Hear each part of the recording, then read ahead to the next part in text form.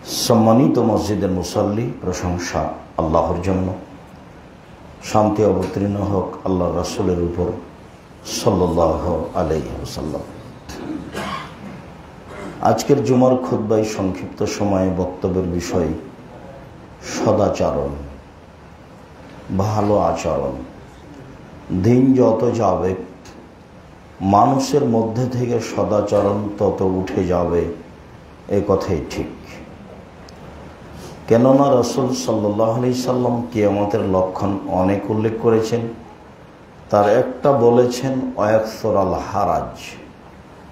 তো সাহাবীগণ বললেন হারাজ কি জিনিস? তাতে উত্তর হলো যে আপোষে দ্বন্দ্ব, মারামারি, ঝগড়া বিবাদ, কাতল, এগুলো বেড়ে যাবে।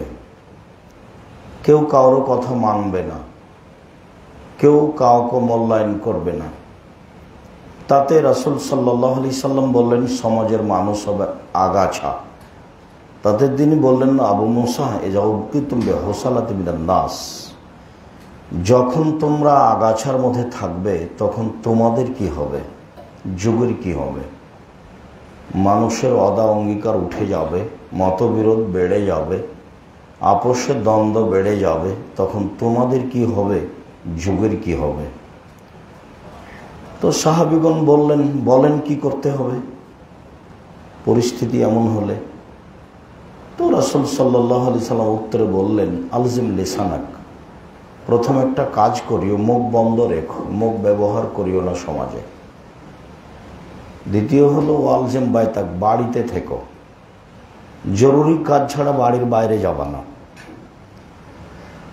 আর তৃতীয় হলো এই খুজমা তারিফ দামা তানকেরো, দামা তনকেরো, তোমার বিবেচনায় যেটা ভালো মনে হবে সেটা গ্রহণ করিও, আর যেটা তোমার বিবেচনা নিচ্ছে না সেটা তুমি ছেড়ে দিও। এই কয়েকটা কথা আল্লাহ রাসূল ওই সময় আবু মুসাকে বললেন। তাতে বোঝা যাচ্ছে দিন যত যাবে মানুষের সামাজিক অবস্থা তত খারাপ হবে। কেউ কাউকে মানবে না, মূল্যায়ন করবে না, মারামারি হইচই বাড়বে। সদাচরণ এক ভিন্ন ধরনের ইবাদত, যার কারণেই মনে হয় সদাচরণ সবচেয়ে বড় নেকির এবং বড় ফলাফলের কাজ। আসলে সদাচরণ কি জিনিস যে এত নেকির কাজ, তাতে আমরা ধারাবাহিকভাবে বুঝতে পারবো সদাচরণ কি জিনিস। আল্লাহ তাআলা বললেন ইদফা বিল্লাতি হিয়া হাসান। মুহাম্মদ সাল্লাল্লাহু আলাইহি সাল্লাম আপনি যখন মানুষের উত্তর দিবেন, পরিস্থিতি যেটাই হোক, আপনার উত্তর যেন ওর চেয়ে সুন্দর হয়। এটা আপনার জন্য জরুরি আদেশ। মানে সারা পৃথিবীর মুসলিম পুরুষ নারীর অন্তত এটা হতে হবে, প্রতিপক্ষ যতই খারাপ হোক, পরিস্থিতি যতই জটিল হোক, আমারটা যেন তার চেয়ে খারাপ না হয়। আমি যা করব, আমি যা বলবো সেটা যেন তার চেয়ে ভালো হয়। এটা আল্লাহর আদেশ। আদেশের ফলাফলে আল্লাহ তাআলা বললেন তাহলে হবে আপনার মাঝে আর তার মাঝে যে শত্রুতা রয়েছে এটা অন্তরঙ্গ বন্ধুতে পরিণত হবে। এ কথা আল্লাহ ফলাফলে বললেন। আল্লাহ তাআলা বললেন ওয়াজাদিলহুম বিল্লাতি হিয়া হাসান, যখন আপনি তর্কের খাতিরে কথা বলবেন বা পরিস্থিতি খুব জটিল এমন সময় যখন কথা বলবেন মুখামুখি, তখন আপনারটা তার চেয়ে ভালো হতে হবে। বিল্লাতি হিয়া আহসান, ও যা বলছে তার চেয়ে আপনারটা ভালো হতে হবে। এই কথা আল্লাহ তাআলা আমাদের নবীকে বলেন। ফলাফলে অন্য জায়গায় আল্লাহ তাআলা বলেন ওয়ায়াদরাউনা বিল হাসানাতি সায়াতা, যারা খারাপের প্রতি উত্তর ভালো দিয়ে দেয়। মানে আগের দুটো আয়াতের এটা তরজমা অনুবাদ। যারা খারাপের প্রতি উত্তর ভালো দিয়ে দেয় উলাইকা লাহুম উকবাদ দার, ওরা যাদের জন্য রয়েছে জান্নাত। তো এটা তো আরো ভিন্ন ফলাফল হলো। আগেরটা ছিল ফলাফল দুনিয়ার, আর এটার ফলাফল হলো পরকাল। অন্তরঙ্গ বন্ধুতে পরিণত হবে, তাহলে বসবাস করে ভালো লাগবে। আর প্রতিবেশী যদি কথায় কথায় বিরক্ত হয় তাহলে তো শান্তি পাওয়া যাবে না। আর অত্র আয়াতে আল্লাহ ফলাফলে বললেন যে ফলাফল হবে জান্নাত। যারা প্রতি উত্তর খারাপের ভালো দিয়ে দেয়, পরিস্থিতি যতই জটিল হোক আপনার উত্তর তার চেয়ে ভালো হতে হবে, এটা জরুরি। সম্মানিত দিনী ভাই বোন, যারা অত্র জুমায় খুতবায় উপস্থিত হয়েছেন তাদের নিকটে জরুরি অনুরোধ যে সাথে সাথে যারা অনলাইনে এখন রয়েছেন সময়ের গতিতে আমাদের বক্তব্য অবগত হবেন, সকল দিনী ভাই বোনের নিকটে জরুরি অনুরোধ যে কোনো মূল্যে পরিস্থিতি যতই জটিল হোক প্রতি উত্তর তার চেয়ে ভালো করতেই হবে। আর যখন আপনি ভালো করতে পারবেন না তখন আপনি মনে করবেন যে আমি আসলে প্রতিশোধ নিচ্ছি না, আমি আসলে আমার মনের অনুসরণ করছি। আমার মন বলছে যে ও কথা বলতে পারে, আমি পারি না। ও কিছু করতে পারে, মন্দ করে গালি দিতে পারে, আমি পারি না। এটা হলো মনের অনুসরণ, যেটা ক্ষতি। আর তর্ক বিতর্কে ঝগড়াই সবচেয়ে খারাপ বলতে পারা কাজটা হলো গ্রামের বস্তির মহিলাদের। ওরা ঝগড়াই সবচেয়ে খারাপ কথাটা বলতে পারলে শান্তি পায়, পরবর্তীতে বলেছি একটা কথা, মনটা ঠান্ডা হয়েছে। তো এটা হলো ওর মনের অনুসরণ। ওর মনে বলছে যে ও কিছু বললো, আমি বলতে পারলাম না, পরিস্থিতি তাহলে কি আমি আমার অনুকূলে হলো না বা আমি পিছে পড়ে গেলাম। আল্লাহ তাআলা আমাদের নবীকে বলেন ফাবিমা রাহমাতিম মিনাল্লাহ লিনতা লাহুম ওয়ালাউ কুনতা ফাদদান গালিদাল কলব লানফাদু মিন হাওলিক। মুহাম্মদ সাল্লাল্লাহু আলাইহি সাল্লাম, আল্লাহর পক্ষ থেকে আপনার উপরে বড় দয়া যে আপনি নরম স্বভাবের হয়েছে। আপনার চালচলন আচরণ যদি কঠোর কর্কশ হতো, লানফাদু মিন হাওলিক, মানুষ আপনার পাশ থেকে সরে যেত। মানুষ আপনার পাশ থেকে সরে যেত, আপনার কথা শুনতো না।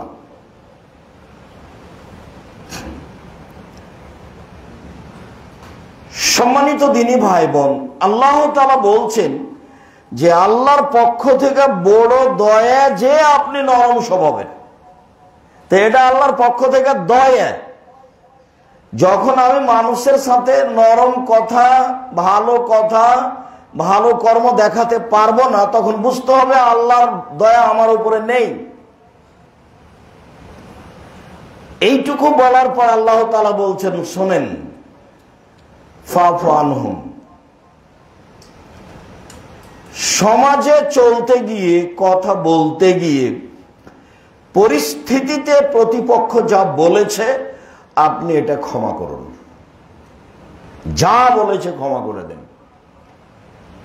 কি বলেছে? একাধিক আয়াতে এসেছে, বলেছে ও পাগল, ও কুকুর লাগিয়ে দে, ওকে দেশ থেকে তাড়িয়ে দে। ছি ছি ছি ছি ছি, এতগুলি আল্লাহকে একজন করে আবার মানুষ দেশ থেকে তাড়িয়ে দে, পিটিয়ে হাঁকিয়ে দে, কুকুর লাগিয়ে দে। এই তোমাদের এলাকায় নাকি একটা লোক পাগল হয়ে গেছে, তার নাম মোহাম্মদ, তাকে নাকি জিনে ধরেছে। জি, ও কোথায়? যে ওই যে পাগলটা, ওকে জিনে ধরেছে। তাহলে সমাজ তাকে কত তুচ্ছ মনে করত, অথচ পৃথিবীর সবচেয়ে দামি মানুষ,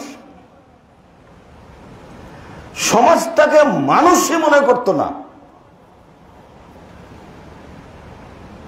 আল্লাহ শেষ পর্যন্ত বলছেন, ওমা সাহেবকুম বিমাজনুন, তোমাদের সঙ্গী, তোমাদের সাথী, যারা দিন রাত যে ব্যক্তি তোমাদের সাথে থাকে, খায়, উঠে বসে, সে পাগল নয়। কি করে তাকে পাগল বলতে পারো? ও কি বাহির দেশ থেকে এসেছে? ও কি লন্ডন, আমেরিকা, বাংলাদেশ থেকে গেছে? ও তো তোমাদের বাড়িতে জন্ম নিয়েছে, ও তো তোমাদের সাথে থাকে, খায়, ওকে পাগল বলো কেমনে? আল্লাহর ঠেকা বাঁধে নিয়ে আল্লাহ শাস্তি দিতে পারেন, কিন্তু না দিয়ে বলছেন যা বলেছে তা মাফ করুন, এটুকু বলে থামেননি। তারপরে বলছেন আস্তাগফিরুল্লাহুম, ওরা বলে যে পাপ করেছে, এখন আপনি আল্লাহকে বলেন, আল্লাহ ওরা যা আমাকে গালি দিয়ে পাপ করেছে এটা তুমি ক্ষমা করে দাও। আমি করলাম মাফ, তুমি করো ক্ষমা, এই জিম্মেদারি আপনার। নেন এবার সদাচরণ কাকে বলে দেখেন। এবার সদাচরণ কাকে বলে? সদাচরণ কি জিনিস? ভালো কথা, ভালো কর্মের নাম সদাচরণ। কটু কথা, খারাপ কর্মের নাম সদাচরণ নয়। চলেন দেখি রাসূল সাল্লাল্লাহু আলাইহি সাল্লাম বলেন কি। মুজাইনা কাবিলার একজন ব্যক্তি বলছে যে কালু ইয়া রাসূলুল্লাহ মা খায়রু মাউতিল ইনসান, বলেন তো আল্লাহর নবী, আল্লাহ যেসব অনুগ্রহ মানুষের উপরে করেছেন, দিয়েছেন, তার সবচেয়ে উত্তম কোনটা? হাত দিয়েছেন, পা দিয়েছেন, কান দিয়েছেন, জমি জায়গা দিয়েছেন, গাড়ি বাড়ি দিয়েছেন, অর্থ সম্পদ দিয়েছেন, আহাল পরিবার দিয়েছেন, সবচেয়ে উত্তম কোনটা দিয়েছেন সেইটা বলেন। এটা জিজ্ঞাসা, মনে থাকা লাগবে। তো রাসূল সাল্লাল্লাহু আলাইহি সাল্লাম বললেন আল খুলুকুল হাসান, সবচেয়ে যেটা উত্তম আল্লাহ দিয়েছেন মানুষকে নেয়ামত হিসেবে, সেটা হলো ভালো আচরণ। ভালো আচরণ কি জিনিস? ভালো কথা, ভালো কর্মের নাম ভালো আচরণ। ভালো আচরণ, সদাচরণ এমন একটা জিনিস যেটা হলো নেকি। ভালো আচরণ বলতে নেকি, ভালো আচরণই নেকি। নওয়াস ইবনে সামআন রাদিয়াল্লাহু তাআলা আনহু বলেন, একদা আমি আল্লাহ রাসূলকে জিজ্ঞাসা করলাম, আল্লাহর নবী, মাল বিররু ওয়াল ইসমু, বলেন তো আল্লাহর নবী, পাপ কি জিনিস আর নেকি কি জিনিস? এটাই জিজ্ঞাসা। পাপ কি জিনিস আর নেকি কি জিনিস এইটা বলেন।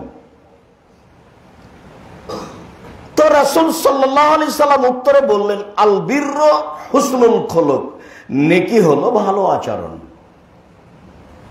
কই রাসূল সাল্লাল্লাহু আলাইহি সাল্লাম বললেন না নেকি হলো হজ? হজ তো অনেক কষ্টকর ইবাদত। যারা মুআল্লিম তারা কি যে করলো, ফাঁকে ফাঁকে দিয়ে সময় কাটিয়ে, আগে আর পরে যে কত উমরা করালো, দিয়ে খুশি করে দিল। হজের দিন যার যেখানে মন চাইলো সে সেখানে থেকে গেল। হজের কে দাম দেয়? হজ তো সাধারণ ইবাদত নয়, ও তো কষ্টকর, শারীরিক, দীর্ঘ সময় ধরে 5 দিন যাবত এক টানা কর্ম চলতে থাকে। 5 দিন যাবত সে এক জায়গায় নয়, এখান থেকে ওখানে, ওখান থেকে ওখানে, আর সে 2-1 হাজার মানুষ নয়, লক্ষ লক্ষ মানুষ। তো আল্লাহ রাসূল বলবেন যে হজ, তাহলে নাকি এটা একটা ভালো হলো। আর না হলে বলবেন কোরআন তেলাওয়াত, বাস সুবহানাল্লাহ আলহামদুলিল্লাহ, যাতে আল্লাহ বেশি খুশি হন। কিন্তু উত্তরে আল্লাহ রাসূল বললেন আল খুলুকুল হাসান, ভালো আচরণ। নেকি হলো ভালো আচরণ। তাহলে আগের হাদিসে বুঝতে পারলাম সবচেয়ে উত্তম নিয়ামত হলো ভালো আচরণ। এবার বুঝলাম যে নেকি হলো ভালো আচরণ, ভালো আচরণই নেকি।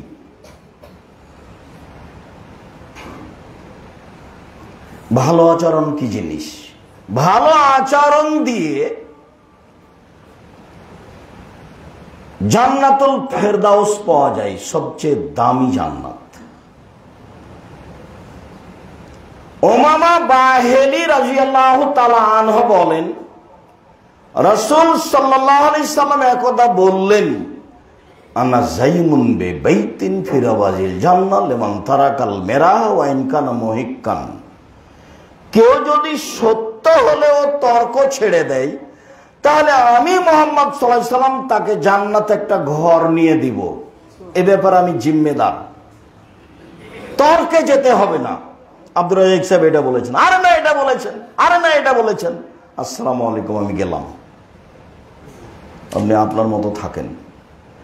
সত্য হলে যে তর্ক ছেড়ে দিবে, এটাই সদাচরণ।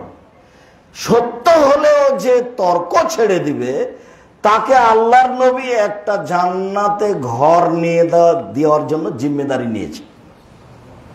পরের বাক্যে বলছেন ওয়াবাইতিন ফি ওয়াসতিল জান্নাহ লিমান তারাকাল কিযবা ওয়া ইন কানা মাযে, মজাক করা হলেও যে মিথ্যা কথা বলবে না, আমি মুহাম্মদ সাল্লাল্লাহু আলাইহি সাল্লাম তাকে জান্নাতের মাঝামাঝিতে একটা ঘর নিয়ে দেব। মজাক করে হলেও মিথ্যা বলবে না, মিথ্যার ধারে কাছে নেই, এটাও সদাচরণ। এবার বলছেন ওয়া আলাল জান্নাহ লিমান হাসানা খুলুকাহু, যে তার চাল চলন আচরণকে ভালো করলো, আমি মুহাম্মদ সাল্লাল্লাহু আলাইহি ওয়াসাল্লাম তাকে জান্নাতুল ফেরদাউস নিয়ে দেব। সুবহানাল্লাহ। ওটা সবচেয়ে উচ্চ, সবচেয়ে উপরে, সবচেয়ে সম্মান, সবচেয়ে দামি। তাহলে সদাচরণ দিয়ে জান্নাতুল ফেরদাউস পাওয়া যায়। সদাচরণ কি জিনিস? সদাচরণ এমন একটা জিনিস যা দিয়ে সবচেয়ে দামি জান্নাত পাওয়া যায়। এতক্ষণ ছিল জান্নাতুল ফেরদাউস, এবার হলো সবচেয়ে দামি জান্নাত। সেটাই কি জান্নাতুল ফেরদাউস হতে পারে? আবু মুসা আশআরী রাদিয়াল্লাহু তাআলা আনহু বলেন, একদা রাসূল সাল্লাল্লাহু আলাইহি সাল্লাম বললেন, ইন্না ফিল জান্নাতে গোরাফান ইরা যাহিরুহা মিন বাতিনিহা বাতিনুহা মিন যাহিরিহা। জান্নাতে কতগুলি ঘর রয়েছে, এত উন্নত মানের পদার্থ দিয়ে তৈরি, যার বাহির থেকে ভিতর দেখা যায়, ভিতর থেকে বাহির দেখা যায়, খালি টক টক টক টক করছে, খুব উন্নত মানের পদার্থ দিয়ে তৈরি। আদাল্লাহু লিমান আলানাল কালামা, অনেক বর্ণনা এসে লেমান হাজিহিল জান্নাহ। সাহাবীগণ বললেন, আল্লাহর নবী, লেমান হাজি, এই জান্নাত কে পাবে, কার জন্য? যেটা আপনি বলছেন এত উন্নত মানের পদার্থ দিয়ে তৈরি। তো রাসূল সাল্লাল্লাহু আলাইহি ওয়াসাল্লাম উত্তরে বললেন, যার চাল চলন ভালো, যার আচরণ ভালো, নরম স্বভাবের মানুষ, যে তার জন্য এই সবচেয়ে দামি জান্নাত। এই হাদিসের সাথে আরো তিনটা কথা আছে। তার একটা হলো ওয়াতামাত তাআমা, দুস্থ গরিব ফকির মানুষকে যে খেতে দেয় সে এই জান্নাত পাবে। পরের বাক্যে বলা হয়েছে ওয়াতাবা সিয়ামা, নিয়মিত নফল সিয়াম থাকে, যে বৃহস্পতিবার সোমবার, প্রতি মাসে 3 দিন, মুহররমের 2 দিন, আরাফার 1 দিন, জুলহিজ্জার 9 দিন, শাবানের 15 দিন, এরকম নফল সিয়াম থাকে, যে তার জন্য এই দামি জান্নাত। পরের বাক্যে বললেন অসাল্লা বিল্লাইলি ওয়ান নাসু নিয়াম, মানুষ যখন ঘুমিয়ে তখন সালাত আদায় করে, তার মানে তাহাজ্জুদ। তাহাজ্জুদ যে পড়বে তার জন্য দামি জান্নাত। তবে 1 নম্বরে রয়েছে যার চাল চলন আচরণ ভালো, তার জন্য এই জান্নাত সবচেয়ে দামি জান্নাত, যেটা আজকে আমাদের আলোচনা সদাচরণ। সদাচরণ দিয়ে সবচেয়ে দামি জান্নাত পাওয়া যায়। রাতের বিষয়ে রাসূল সাল্লাল্লাহু আলাইহি ওয়াসাল্লাম অনেক কথা বলেছেন, তাতে তিনি এই কথা বলেছেন, পৃথিবীর মানুষ মনে রেখো, আলাইকুম বিল কিয়ামিল লাইল, আলাইকুম বিকিয়ামিল লাইল ফাইন্নাহু দাউস সালিহিন মান কানা ক্বাবলাকুম। রাতে ইবাদত করা তোমাদের জন্য জরুরি, গুরুত্বপূর্ণ ইবাদত হচ্ছে রাতে ইবাদত করো। কেন? এইটাই ছিল অতীতের পরহেজগার নবী, সিদ্দিক, শুহাদাদের কাজ। যারাই পৃথিবীতে নিজেকে পরহেজগার বলে প্রমাণ করতে চেয়েছে আল্লাহর সামনে, তার এই রাতের সালাত আদায় করা ছাড়া সে নিজেকে পরহেজগার বলে দাবি করতে পারে না নিজেকে আল্লাহর কাছে। এটা হলো অতীতের নবী, রাসূল, সিদ্দিক, শুহাদাদের নীতি। তোমরাও রাতে ইবাদত করতে শিখো, এই কথা মুহাম্মদ সাল্লাল্লাহু আলাইহি সাল্লাম বলেন। সদাচরণ, সদাচরণ কি জিনিস? সদাচরণ বিচারের মাঠে নেকির পাল্লায় সবচেয়ে ভারী নেকি হবে, তার নাম সদাচরণ। আবু দারদা রাদিয়াল্লাহু তাআলা আনহু বলেন, রাসূল সাল্লাল্লাহু আলাইহি ওয়াসাল্লাম বলেছেন, ইন্না আফকালা শাইইন ফি মিজানিল মুমিন ইদা ইয়াউমুল কিয়ামা আল খুলুকুল হাসান। বিচারের মাঠে মোমেন পুরুষ নারীর নেকির পাল্লায় সবচেয়ে যেটা ভারী নেকি রাখা হবে সেটা হলো সদাচরণ। তাহলে সদাচরণ বলতে নেকিকে বোঝায়। এবং এটা হলো সবচেয়ে ভারী নেকি। এখানে একটা ইসিম তাবজিল শব্দ ব্যবহার করা আছে, যেটা আপনাকে আমি বুঝাতে সহজে সক্ষম নই, মানে সবচেয়ে ভারী। সালাত আদায় করলে নেকি হয়, তবে তা সবচেয়ে ভারী নয়। সিয়াম পালন করলে হয়, তবে তা সবচেয়ে ভারী নয়। হজ করলে নেকি হয়, তবে তা সবচেয়ে ভারী নয়। সুবহানাল্লাহ আলহামদুলিল্লাহ পড়লে নেকি হয়, তবে তা সবচেয়ে ভারী নয়। তবে এই কথা বলা হয়েছে যে কালেমাতানি, দুইটি বাক্য, সাকিলাতানে ফিল মিজানে, দাড়ি পাল্লাই ভারী, খাফিফাতানে আলাল লিসানে, উচ্চারণে সহজ, হাবিবাতানে ইলার রহমানে, রহমানের কাছে প্রিয়, তা হলো সুবহানাল্লাহি ওয়া বিহামদিহি সুবহানাল্লাহিল আযীম। ভারী, তবে সবচেয়ে ভারী নয়। ভারী নেকি, কোরআন তেলাওয়াতে নেকি আছে, তবে ভারী নয়, ওটা একটা নেকি। জিকির করলে নেকি আছে, তবে ভারী নয়, ওটা একটা নেকি। ভারী নেকি হলো সুবহানাল্লাহি ওয়া বিহামদিহি সুবহানাল্লাহিল আযীম।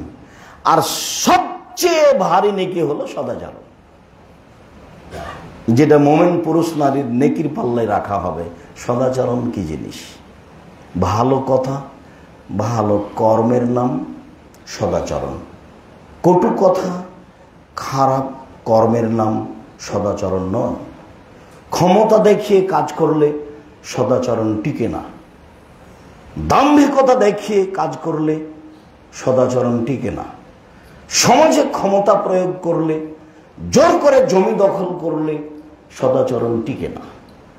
দলীয় দাপটে জীবিকা নির্বাহ করলে সদাচরণ টিকে না। বংশীয় ক্ষমতায় জীবিকা নির্বাহ করলে সদাচরণ টিকে না। এগুলোর সাথে সদাচরণ নেই। সদাচরণ তো সহজ জিনিস নয়, যা হলো সবচেয়ে ভারী নেকির কাজ।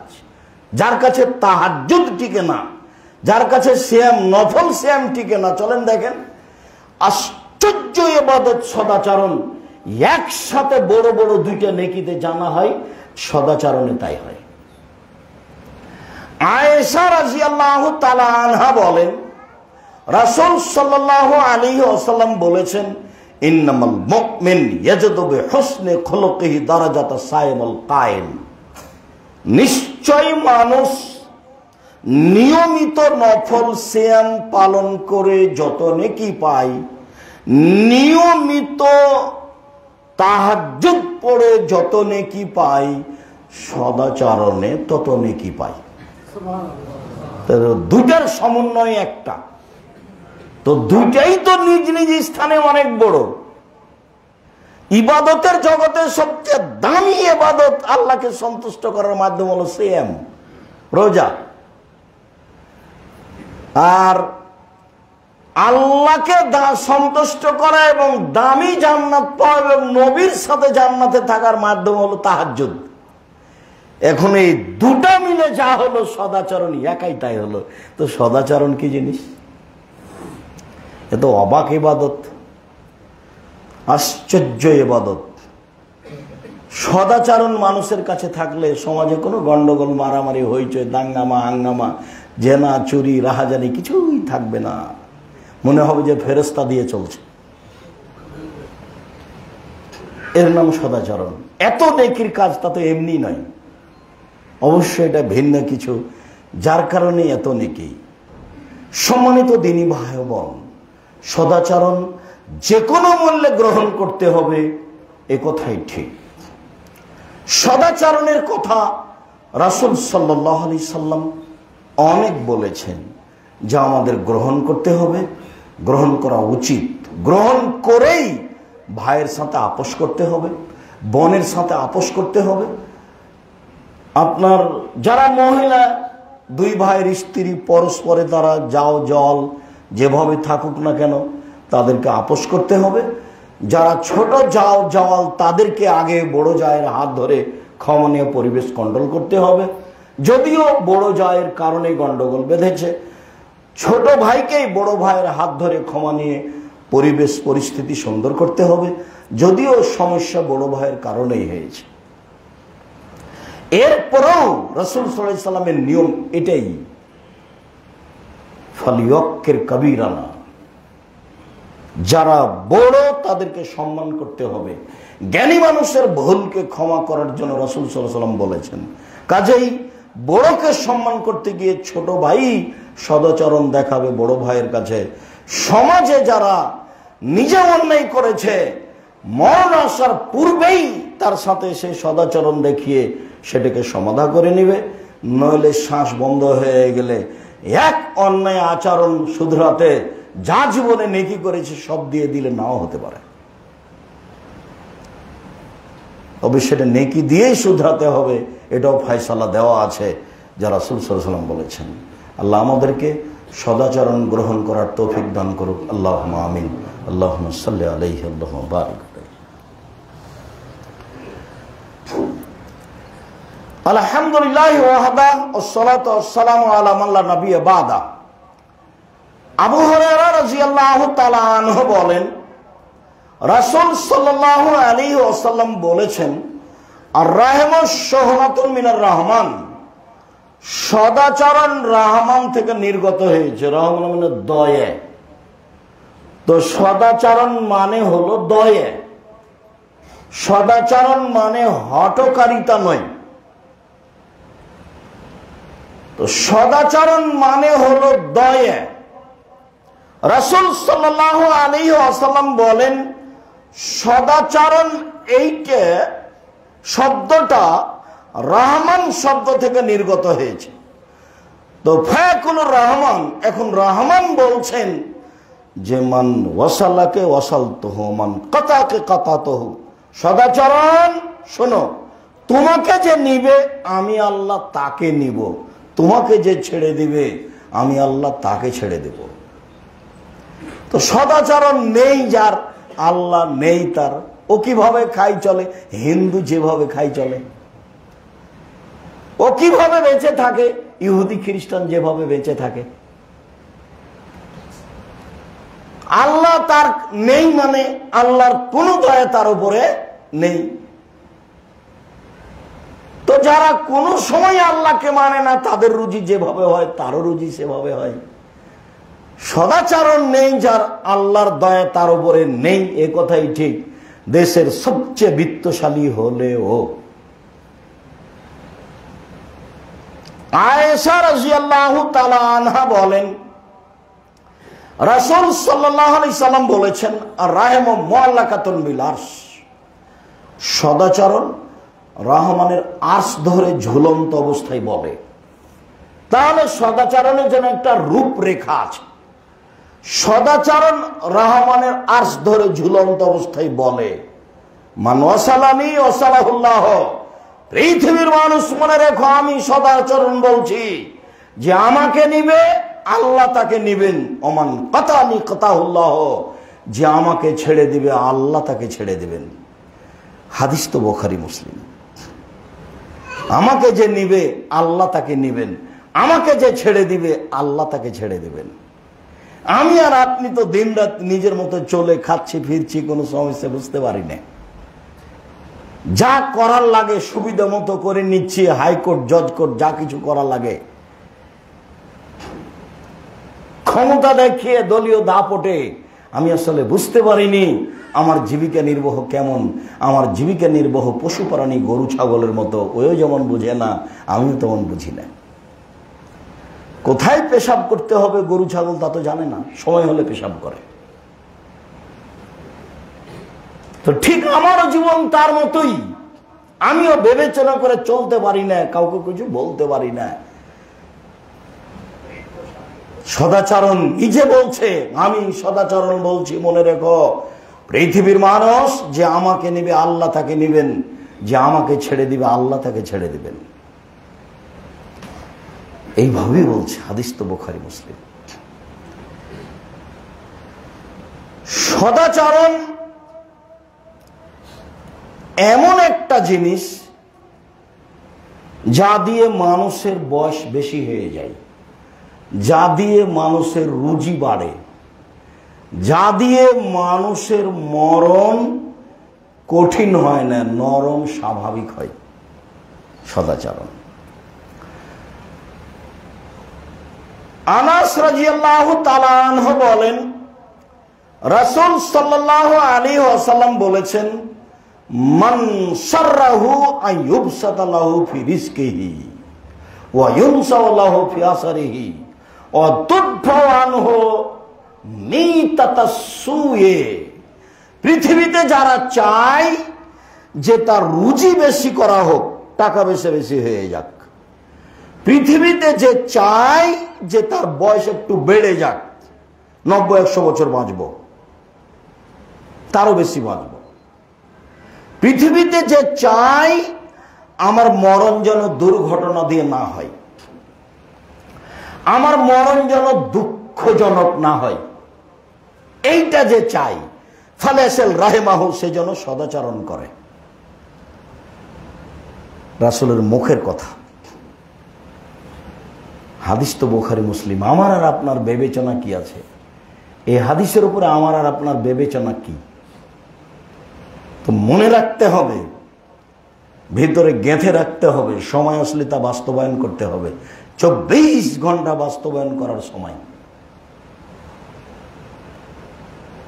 রাসূল সাল্লাল্লাহু আলাইহি সাল্লাম বলেন, যে চায় যে তার রুজি বেশি হয়ে যাক, যে চায় যে তার বয়স বেশি হয়ে যাক, যে চায় যে তার মরণ যেন দুঃখজনক না হয়, ফালেসেল রাহেমাহু, সে যেন সদাচরণ করে।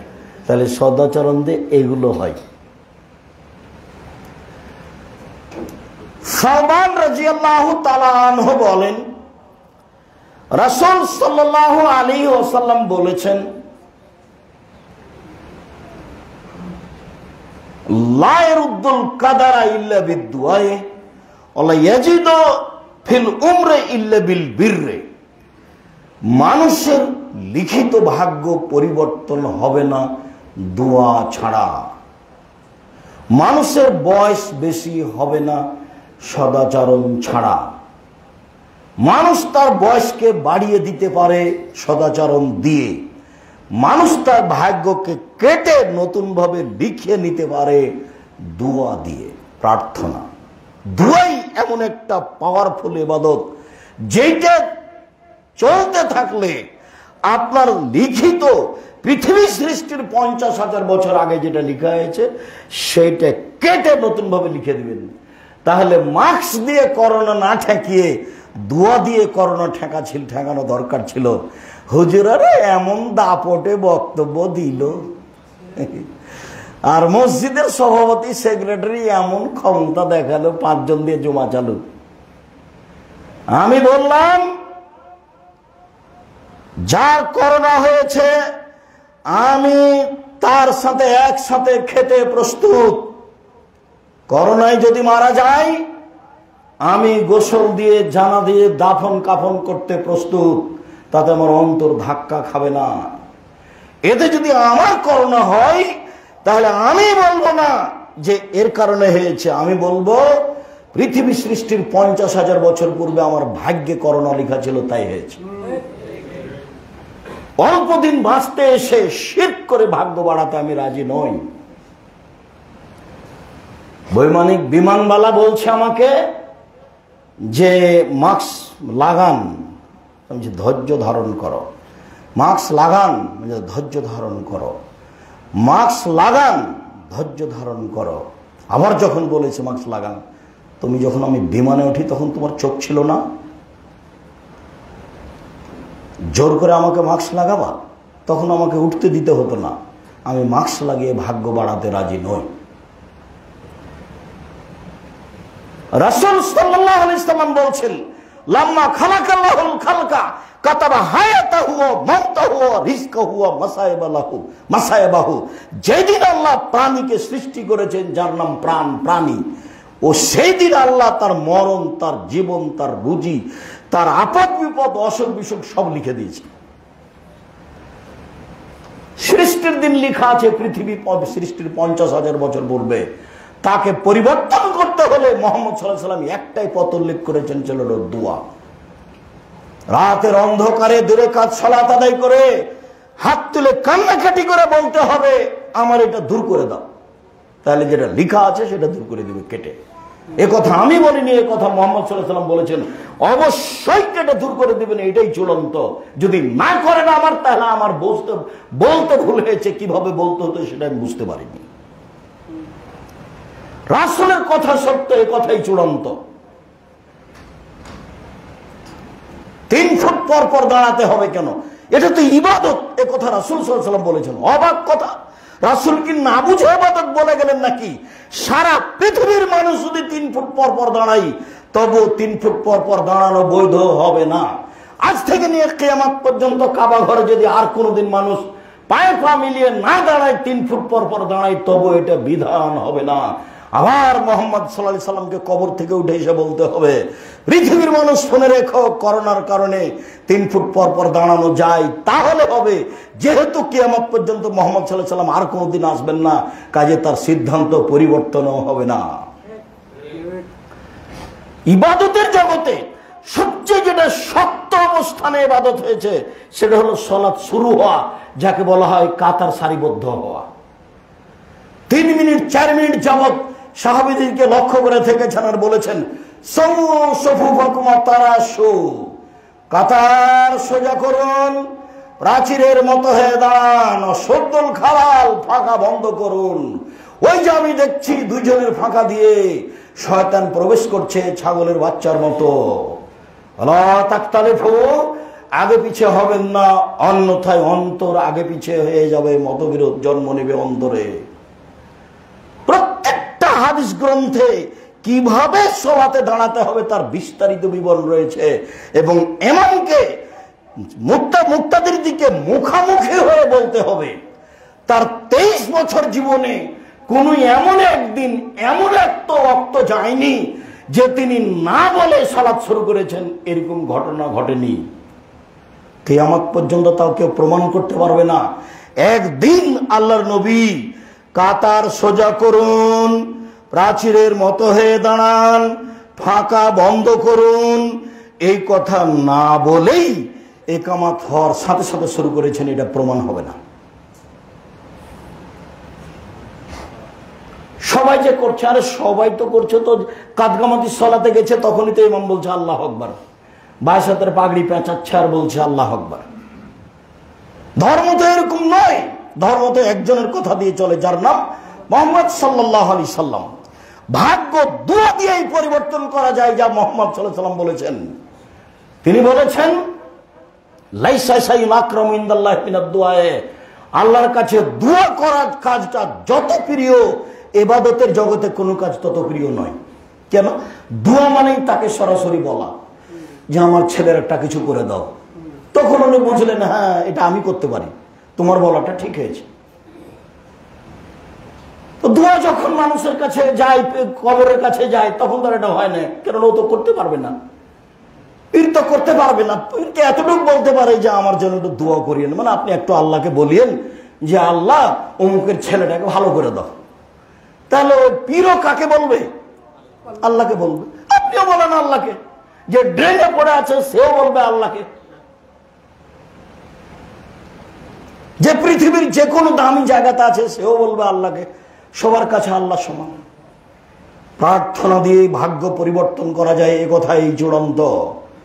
পৃথিবীর দ্বীনি মুসলিম ভাই বোন সকলকে আন্তরিকভাবে অনুরোধ করে বলতে চাই যে আপনি আপনার ভাগ্যের পরিবর্তন চাইলে, দুনিয়াতে কিছু চাইলে, পরকালের সুবিধা চাইলে, চাওয়ার দুয়ার বিকল্প কোনো পথই নেই। সম্মানিত দ্বীনি ভাই বোন, রাসূল সাল্লাল্লাহু আলাইহি সাল্লাম যেটা বলেছেন তাতেই কল্যাণ রয়েছে, এ কথাই ঠিক। নিজে থেকে কিছু করে লাভ হবে না। আবু মুসা আশআরী রাদিয়াল্লাহু তাআলা আনহু বলেন, রাসূল সাল্লাল্লাহু আলাইহি সাল্লাম বলেছেন, আল মুমিন লিল মুমিন কাল বুনিয়ান, একজন মুমিন আর একজন মুমিনের সাথে সামাজিক মানুষ মুসলমান পরস্পরে প্রাচীরের মতো। এসুদ্ধ বাজো বাজা, একটা ইট যেমন আর একটা ইটকে ধরে আছে, এইটা যেমন মানুষ পরস্পরে তেমন। এই হাদিসের দাম আছে সমাজে, আলেম ওলামাদের কাছে দাম আছে। আলেম ওলামা একজন আলেম মানুষ আর একজনের বিরুদ্ধে এমন বলা বলছে, পেশাব করে দিচ্ছে। অবাক কথা। আপনি আলেম মানুষ হলেন কি করে, আর একজনের বিরুদ্ধে বাবা বলেন কি করে? আপনি ফেসবুক কি করে আপনি এটা বুঝে নিলেন এটা হাইকোর্ট আর এটাই জজ কোর্ট, ওটাই আপনার ফাইসালার জায়গা। বিচার আবার হবে, বিচার আবার হবেই। মানুষের তো বিচার হবে, পশু প্রাণীরও বিচার হবে। অতএব অল্প দিন বাঁচতে এসে ক্ষমতা দেখিয়ে, দাপট দেখিয়ে, দলীয় দাপটে বা নিজের পরিবেশ পরিস্থিতি বলার সুযোগ আছে এই বলে আর একজনের কিছু করে নিয়ে, আর একজনকে কিছু বলে নিয়ে সফলতা অর্জন করবেন, এটা চূড়ান্ত ভুল। এই ভুলের মাসুল খেসারত তাকে বহন করতেই হবে, আজ হোক আর কাল হোক। সদাচরণ দিয়ে সমাজ দখল করতে হবে, এ কথাই ঠিক। সদাচরণ দিয়ে জান্নাত দখল করতে হবে, জান্নাত পেতে হবে, এ কথাই ঠিক। মানুষ পরস্পরে থাকবে প্রাচীরের মতো, একজন আর একজনের বিরুদ্ধে মুখ খুলবে, এটা হতে পারে না। একজন এক কথা বললো, আর একজন ওটা ফেসবুকে দিয়ে দিল তারটা, ও কি বুঝলো? ওকে জিজ্ঞাসা করেছে তাকে? কোনোদিন আপনি তাকে জিজ্ঞাসা করেছেন যে ভাইজান এভাবে বললেন কেন, এটা কি হাদিস? একাধিক বৈঠক করেন, তারপরে আপনি তার মান সম্মানের বিষয় আপনি বলতে পারবেন না। সম্মানিত দিনী ভাই বোন, আবু হুরায়রা রাদিয়াল্লাহু তাআলা আনহু বলেন, রাসূল সাল্লাল্লাহু আলাইহি সাল্লাম বলেছেন, আল মুমিনুনা কারাজুলিন ওয়াহিদ, সারা পৃথিবীর মানুষ একটাই মানুষ। নেন এবার হাদিস তো বুখারী মুসলিম। আমার আপনার কাছে এসব হাদিসের বিবেচনা কি আছে? হাদিস তো 1450 বছর থেকে বুখারী মুসলিম আছে, এক দুদিন থেকে নয়। সারা পৃথিবীর মানুষ একটাই মানুষ। ইনিস্তাকা আইনহু ইস্তাকা কুল্লুহু। চোখে ব্যথা হলে সব শরীরে ব্যথা বুঝতে পারে, মাথায় ব্যথা হলে সর্ব শরীরে ব্যথা বুঝতে পারে। মানে আমি বিপদে পড়লে আপনি ওইটা বুঝতে পারবেন, তার নাম আপনি মোমেন। আপনি আমার সাথে থাকবেন, তার মানে আপনি মোমেন। আমি রাতে বিপদে পড়েছি, আপনি তাড়াহুড়া করে বলবেন, আব্দুর রাজ্জাক সাহেব কি খবর, ঘটনা বলেন, কি করতে হবে? অ্যাম্বুলেন্স আনতে হবে, কোথাও যেতে হবে, কি করতে হবে বলেন। আপনার পাশে দাঁড়িয়ে আছে সবকিছু করার জন্য, তার নাম মোমেন। আর একজন বিপদে পড়লে আপনি বলছেন ঠিক হয়েছে, ঠিক হয়েছে, উচিত হয়েছে। আবার কেউ কেউ আবার গরুও জবাই করে। গরু জবাই করাটা আমার চোখের সামনে ঘটেছে। গরু জবাই করাটা আমার চোখের সামনে ঘটেছে। আর একজন বিপদে পড়েছে, তো আরেকজন গরু জবাই করেছে খুশি মানানোর জন্য। পশু প্রাণী, গরু ছাগল, অনুভূতি বলে কোনো জিনিস নেই। বিদ্যা কি জিনিস? বিদ্যা হচ্ছে ওই বিদ্যা যেটা মানুষের উপকার করতে পারে, তার নাম বিদ্যা। যে বিদ্যা মানুষের উপকার করতে পারে সেই হলো বিদ্বান। যে বিদ্যা দিয়ে মানুষ মানুষের উপকার করতে পারে, আল্লাহ রাসূল বলছেন, আল্লাহুম্মা ইন্নী আউযু বিকা মিন ইলমিন লা ইয়ানফা। আল্লাহ, আমি ওই বিদ্যা চাই না যে বিদ্যা উপকার করে না। আমিন কালবিন লা ইয়াখশা। আল্লাহ, আমি ওই অন্তর চাই না যেটা তোমাকে ভয় করে না। আল্লাহ নাফসিন লা তাসবা, আমি ওই অন্তর চাই না যে অন্তর তৃপ্তি লাভ করে না। একটা হলে আরেকটা পেতে চায়, আরেকটা হলে আরেকটা পেতে চায়, ওই অন্তর আমি চাই না। আমিন দাওয়াতিন লা ইস্তাজাবু লাহা, ওই দোয়া করতে চায় না যেটা কবুল হয় না। ওই দোয়া করতে চায় না যেটা কবুল হয় না। ওই দোয়া করতে চায় না যেটা কবুল হয় না। এই কথাগুলি রাসূল সাল্লাল্লাহু আলাইহি সাল্লাম নিয়মিত বলতেন। আল্লাহুম্মা ইন্নী আউযু বিকা মিন ইলমিন লা ইয়ানফা ওয়া মিন কলবিন লা ইয়াখশা ওয়া মিন নাফসিন লা তাসবা ওয়া মিন দাওয়াতিন লা ইস্তাজাবু লাহা। একজন সাহাবী এসে বলছেন, আল্লাহর নবী, আমি যে ভালো মানুষ এটা আমি কি দিয়ে বুঝবো? নেন এবার, এটা তার জিজ্ঞাসা। কাইফা আলামান্নি আহসানতু আসাতু, আমি যে ভালো মানুষ এটা আমি কি দিয়ে বুঝবো? এটাই জিজ্ঞাসা। তার মানে তার ভালো হওয়ার স্বাদ। তখন রাসূল সাল্লাল্লাহু আলাইহি ওয়াসাল্লাম বলছেন, এজা সামাইতা মিন জিরানিকা ইয়াকুলুনা আনতা হাসানতা ফাকাদ আহসানতা, যখন তোমার প্রতিবেশী তোমাকে ভালো বলবে তখন তুমি ভালো। ওইজা সামাইতা মিনহু আসাতা ফাকাদ আসাতা, আর যখন তুমি প্রতিবেশী থেকে শুনবে তুমি খারাপ, তখন তুমি খারাপ। নেন এবার, প্রতিবেশীর কাছে ভালো হয়ে থাকাও তো খুব কঠিন।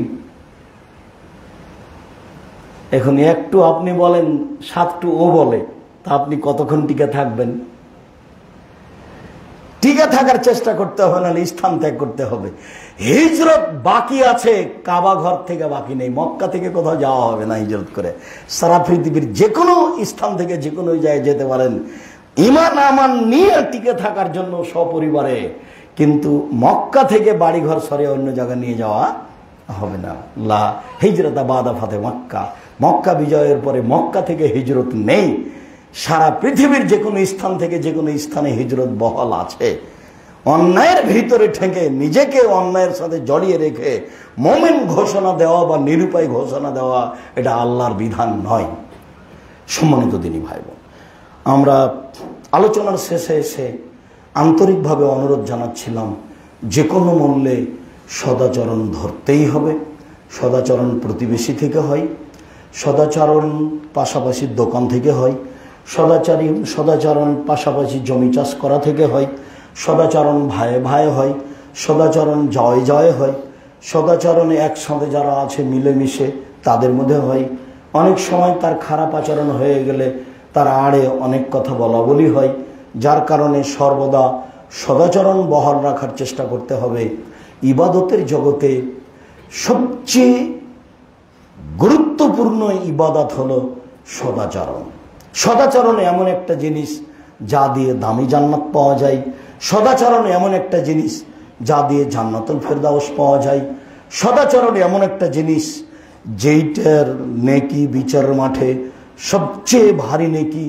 সদাচরণ এমন একটা জিনিস যা হচ্ছে আল্লাহর নিয়ামতের মধ্যে সবচেয়ে উত্তম গুরুত্বপূর্ণ নিয়ামত। যে কোনো মূল্যে ক্ষতিগ্রস্ত নিজে হলেও সদাচরণ ধরে রাখার চেষ্টা করতে হবে, এই কথাই ঠিক। আর হজ করতে গেলে সবচেয়ে যেটা জরুরি মনে হয় সেইটা হলো বানানো দোয়া থেকে বেঁচে থাকতে হবে, একাধিক উমরা থেকে বেঁচে থাকতে হবে। যে কোনো মূল্যে হজের দিনের কাজগুলি হজের দিনেই করতে হবে। ফতোয়া আছে 10, 11, 12 যে কোনো দিন করলেই হয়। সরকারও চাচ্ছে যে কোনো দিন করলেই হয়, মুআল্লিমও চাচ্ছে যে কোনো দিন করলেই হয়। অতএব হজের দিন ঘুমিয়ে থাকো, কোনো সমস্যা নেই। অথচ রাসূল সাল্লাল্লাহু আলাইহি ওয়াসাল্লাম এই কথা বলেননি। হজের দিনের কাজগুলি হজের দিনেই করতে হবে। আর তাদেরকে ভয় দেখানো ঠিক নয়।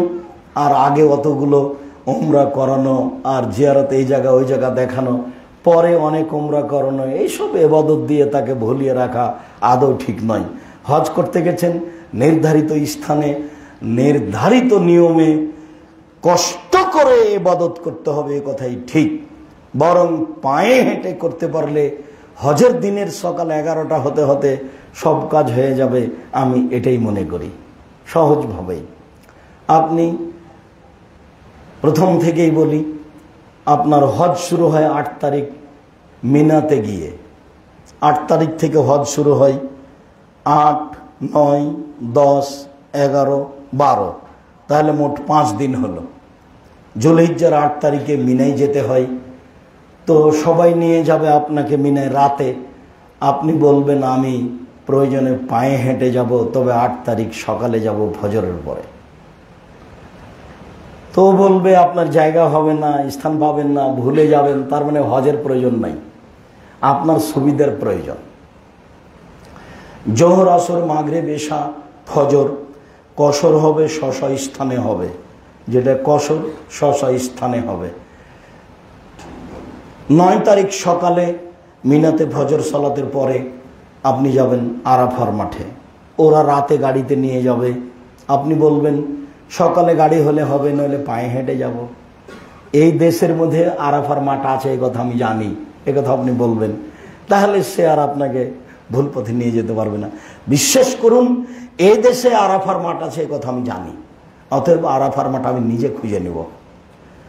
তো 9 তারিখ আপনি আরাফার মাঠে যাবেন। জোহর আসর একসাথে পড়তে হবে, 2, 2, 4 করে। জোহরের পর থেকে নিয়ে হাত তুলে দোয়া শুরু হবে। সূর্য ডুবা পর্যন্ত। সূর্য না ডুবলে স্থান ত্যাগ করা যাবে না। তো বলছে গাড়িতে আসেন, গাড়িতে ইবাদত করিয়েন। গাড়িতে ভিড়ের মধ্যে কোথায় ব্যাগ আর কোথায় আপনি, ওখানে ইবাদত আছে? ইবাদত কি এরকম? সূর্য ডুবার পরে আপনি আরাফার মাঠ ত্যাগ করবেন আর বলে দিবেন আরাফার মাঠ থেকে নিয়ে আমি পাথর মারা পর্যন্ত আজকের 10 তারিখে কোনো কাজে আপনার সহযোগিতা নিব না। তাহলে আপনার জন্য সহজ হবে। মুজদালিফায় গিয়ে মাগরিব এশা পড়ার পরে পায়ে হেঁটে আপনি পাথর মারবেন। 10 তারিখের 1 নম্বর কাজ পাথর মারা। আগে থেকে মুখস্থ করে রাখবেন। 10 তারিখের 1 নম্বর কাজ পাথর মারতে হয়। 10 তারিখের 2 নম্বর কাজ কোরবানি করতে হয়। 10 তারিখের 3 নম্বর কাজ মাথা নেড়ে করতে হয়। 10 তারিখের 4 নম্বর কাজ কাবা ঘরে তওয়াফ করতে হয়। 10 তারিখের 5 নম্বর কাজ সাফা মারওয়া সাই করতে হয়। 10 তারিখের 6 নম্বর কাজ পুনরায় মিনায় ফিরে আসতে হয়। 10 তারিখের কাজ শেষ হয়ে গেল, সময় মাত্র 11টা হয়েছে, আর আপনি বিকাল 3টায় পাথর মারছেন। কোথায় যে থাকলেন? পাথর মেরে আপনি এতে চলে গেলেন, হোটেলে চলে গেলেন। মৌলানা সাহেব বলেছে মানলে হবে, না মানলে হবে, আর বলেছেন দম দিয়ে দিলে হবে। ধর্ম তো পাগল হয়ে গেছে। সম্মানিত দিনী ভাই বোন, আলোচনার শেষে এসে বলি, অবশ্যই হজ উমরা রাসূলের পদ্ধতিতেই করতে হবে, সময়ের গতিতে এই বিষয়ে কথা হবে। আজকের জন্য জরুরি অনুরোধ যে যারা আমার সামনে আছেন, যারা অনলাইনে পৃথিবীর বিভিন্ন প্রান্ত থেকে সাথে আছেন, সময়ের গতিতে যারা এইসব বক্তব্য অবগত হবেন, তাদেরকে আমি আব্দুর রাজ্জাক বিন ইউসুফ আন্তরিকভাবে অনুরোধ করে বলতে চাই যে যে কোনো মূল্যে সদাচরণ নিয়ে আসতে হবে, মুখে ও কর্মে। যে কোনো মূল্যে সদাচরণ দিয়েই জান্নাত দখল করবো ইনশাআল্লাহ, সদাচরণ দিয়ে জান্নাত নিব ইনশাআল্লাহ। এরকম একটা দৃঢ়তা থাকতে হবে। তাহলে সমাজে দ্বন্দ্ব মারামারি ধীরে ধীরে আস্তে আস্তে কমবে। দাম্ভিকতা দিয়ে কিছু করা যায় না।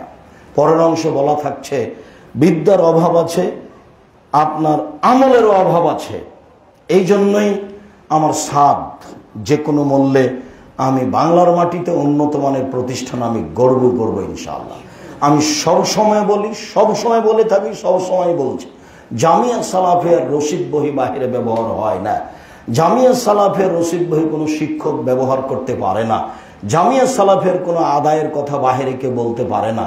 জামিয়া সালাফের কথা আমি এককভাবেই বলে থাকি। জামিয়া সালাফিয়া বাংলাদেশের সর্ববৃহৎ সর্বোচ্চ শিক্ষা মানে ভিন্ন ধরনের প্রতিষ্ঠান। জীবন বাজি রেখে চেষ্টা চালিয়ে যাচ্ছি। আমার জীবনে বড় সাধ, যে কোনো মূল্যে আমি এদেশের ছেলে মেয়েকে বাংলা, ইংরেজি, আরবি উন্নত মানের শিক্ষার মাধ্যমে জাতির অন্যায়ের বিরুদ্ধে লড়বো ইনশাআল্লাহ। মুখে কলমে মিডিয়াই লড়বো ইনশাআল্লাহ। এই জামিয়া সালাফে শিক্ষক অবস্থান করেন মদিনা বিশ্ববিদ্যালয়ের, এই জামিয়ায় শিক্ষক অবস্থান করেন ইন্ডিয়া থেকে এসে, এই জামিয়ায় শিক্ষক অবস্থান করেন দেশের প্রায় 300 জন শিক্ষক রয়েছেন। প্রতি মাসে বেতন লাগে 32 লক্ষ। যেমন এখন কয়েকদিন পরই 5 জন 6 জন মদিনা বিশ্ববিদ্যালয় থেকে টিচার আসছেন, যারা চলমান এবং যারা সাবেক। এটা হলো আপনাদের জামিয়া সালাফে। এর জন্য আপনার কাছে আমি জোরালোভাবে যে দাবি রেখেছি সেটা একটু আপনি বলবেন, আল্লাহ তুমি জামিয়া সালাফে কবুল করো। এটুকু আমার দাবি। আর পরের অংশ হলো এই, আপনার 10 টাকা ছাড়া জামিয়া সালাফে গড়ে উঠুক এটা আমি চাইনি। আপনি চান সেটা আপনার ব্যাপার, তবে আমি কোন সময় চাইনি যে আপনার 10 টাকা ছাড়া জামিয়া সালাফে গড়ে উঠুক, এটা আমি চাইনি। এদেশের জামিয়া সালাফি এমন একটা প্রতিষ্ঠান যার নিচে কিছু নেই, শূন্যের উপরে আছে, এবং কেউ কিছু বলে তার ক্ষতি করতে পারবে এরকম ধারণা আমি রাখি না। আলহামদুলিল্লাহ, জামিয়া সালাফিয়া স্বস্থানে থাকবে। শিরক মুক্ত প্রতিষ্ঠান জামিয়া সালাফিয়া, বিদআত মুক্ত প্রতিষ্ঠান জামিয়া সালাফিয়া, হিংসা মুক্ত প্রতিষ্ঠান জামিয়া সালাফিয়া, দল মুক্ত প্রতিষ্ঠান জামিয়া সালাফিয়া, সংগঠন মুক্ত প্রতিষ্ঠান জামিয়া সালাফিয়া, জাতির দিন ধর্মের মূল স্থান শিক্ষা কেন্দ্র হিসাবে জামিয়া সালাফিয়া। জাতির কাছে এই কথা বলে যাচ্ছি যাতে করে আমার উপর কোনো দোষ না আসে। জবাব আপনি দিবেন, আমাকে যেন দিতে না হয়। আমি দিব না সেটা এটাই। আমার কোনো কারণে আল্লাহ তুমি জামিয়া সালাফের ক্ষতি করো না, আমি এমন কোনো কর্ম করতে রাজি নই যে কর্মে তুমি অসন্তুষ্ট হবা, যাতে জামিয়া সালাফের ক্ষতি হবে, এটা আমি করতে চাই না। তুমি আমাকে সঠিক রেখে জাতিকে জামিয়া সালাফের জন্য একটু বলতে বলো, তোমাকে ওরা সবাই যেন বলে আল্লাহ তুমি জামিয়া সালাফে কবুল করো।